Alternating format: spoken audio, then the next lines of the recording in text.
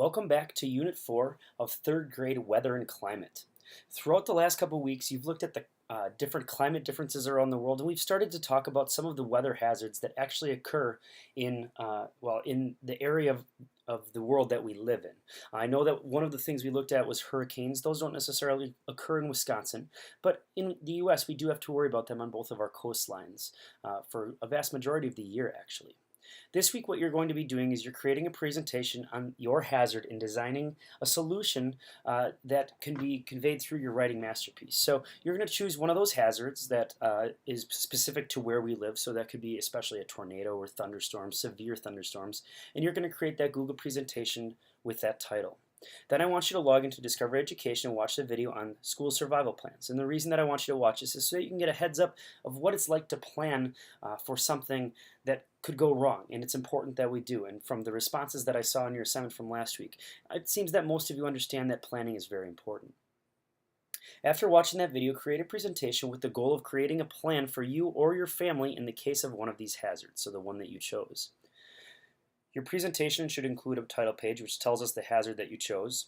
You should also have a page explaining what the hazard is and where it is located, so you might have to do a little bit of research with that, but for the most part, last week's video should have helped you.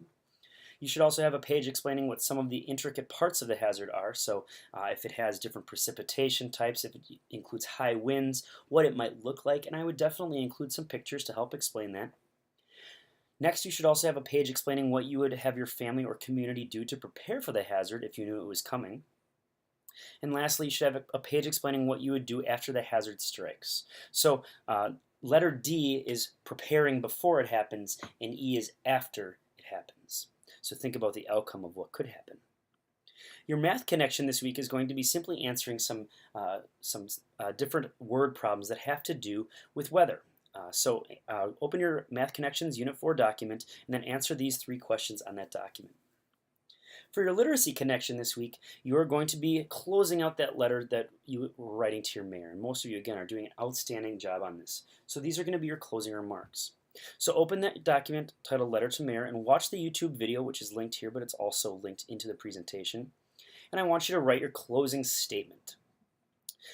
I'm not requiring you to sign your letter because you're not necessarily sending in, so do not necessarily worry about printing out your letter. If you'd like to sign it, you're more than welcome to do that. Then just scan it back in so that I can see your final letter. Remember, it's not done yet because we will be editing next week.